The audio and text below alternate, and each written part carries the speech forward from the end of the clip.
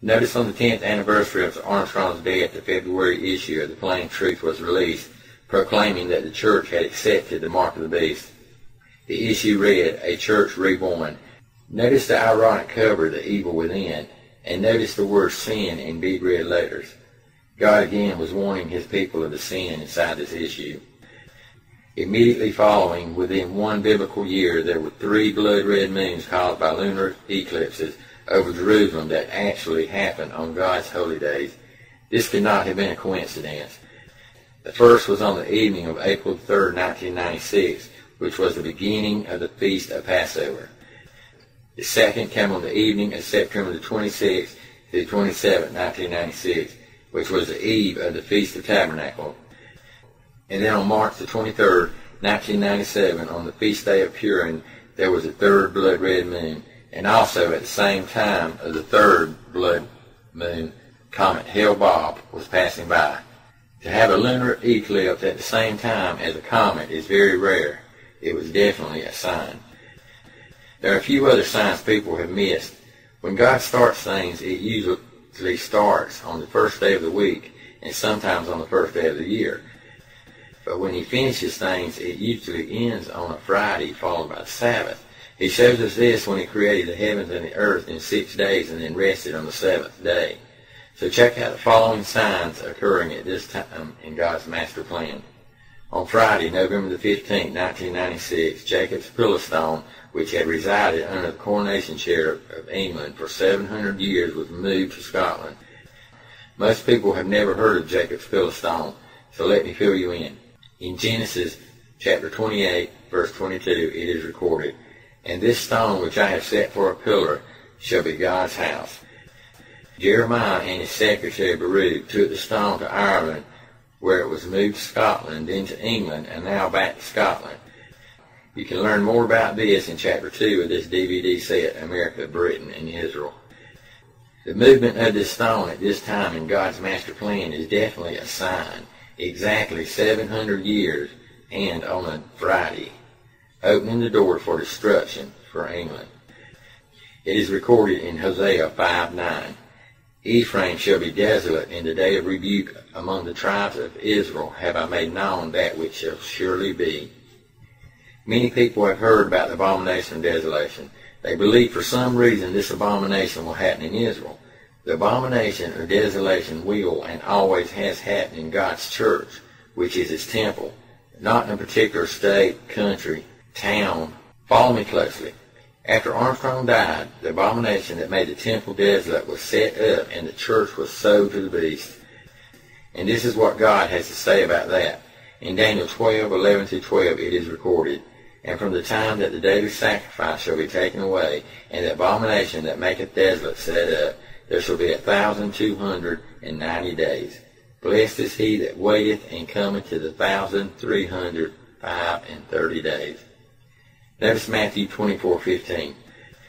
"When ye therefore shall see the abomination of desolation spoken of by Daniel the prophet stand in the holy place, whoso readeth, let him understand." Notice it says the abomination spoken of by Daniel. Also notice it says stand in the holy place. It doesn't say Jerusalem or Israel, like everyone has assumed. Notice also it says in parentheses, "Whoso readeth, let him understand," letting you know everyone will not understand this verse. Notice in Mark 13:14, "But when ye shall see the abomination of desolation spoken of by Daniel the prophet, standing where it ought not, let him that readeth understand." Notice here it also says spoken of by Daniel. By this you know it is the same abomination spoken of by Daniel and mentioned in Matthew. Notice it says standing where it ought not.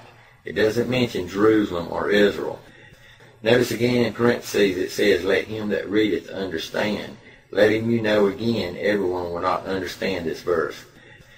And by these verses being in the books of Matthew and Mark, this tells you this abomination will happen after Jesus walked the earth and was crucified.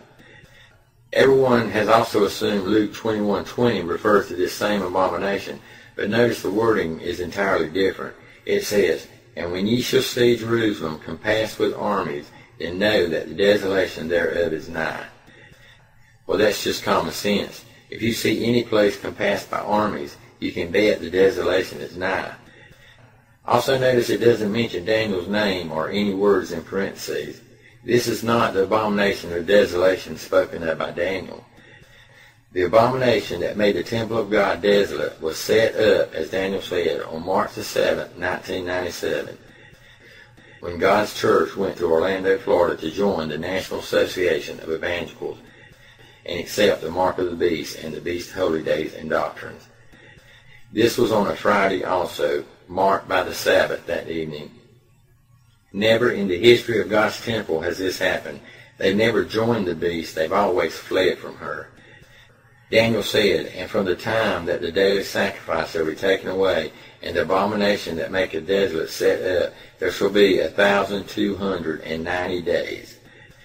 Exactly 1,290 days later, the Worldwide Church of God went to our American federal courts to suppress the Word of God, outlawing all of Armstrong's works on September the 18th, 2000.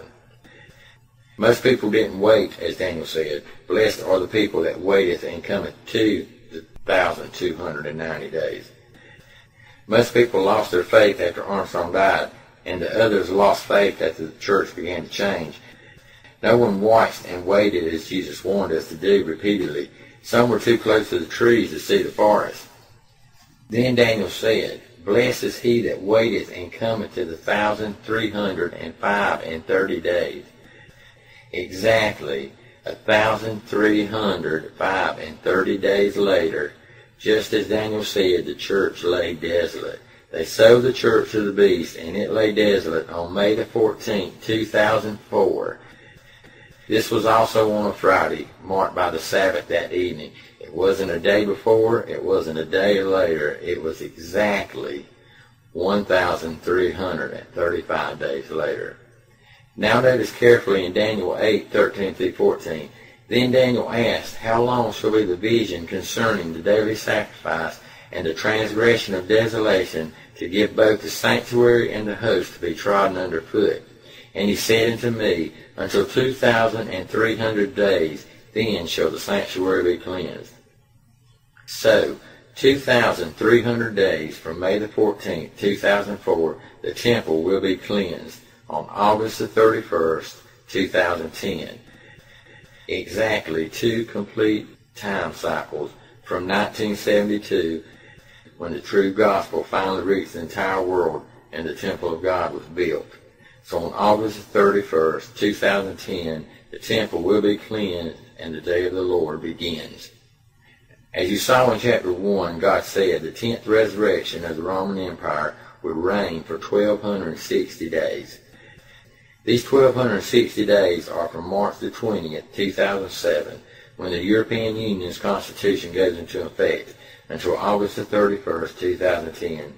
And that is no coincidence that these dates, March the 20th, 2007 and August the 31st, 2010, match up with the 1,290, 1,335, and 2,300 days of Daniel.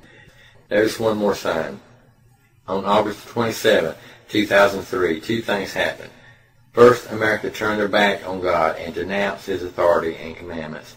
And second, Mars was closer to the earth than ever before. Now let me explain these 2 events. On October 31st, 2001, plaintiffs represented by the ACLU, Americans United for Separation of Church and State, and the Southern Poverty Law Center filed 2 separate lawsuits against Chief Justice Moore. The attorneys who are suing Chief Justice Moore claim that this case is essentially about whether God is in charge or whether man is in charge.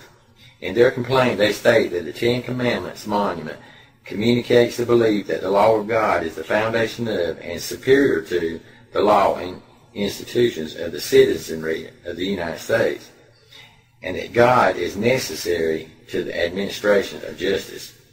On August the 20th, 2003, our Supreme Judges ordered the 10 Commandments monuments to be removed, and they were on August the 27th, 2003. No one recognizes the significance of these actions. Now by the majority, the United States of America has rejected God's laws and doctrines. Rejecting God as being the superior being, we have stated that man's laws are superior to God's. No one understands because they are missing the most vital keys to the knowledge that has been revealed to us by God. They reject the knowledge of God. They don't know America is God's chosen people, the descendants of Joseph, the tribe of Manasseh, the promised land. We did the same thing in the days of Moses when we rejected God as being king and wanted a man to sit on the throne, as you saw in chapter 2.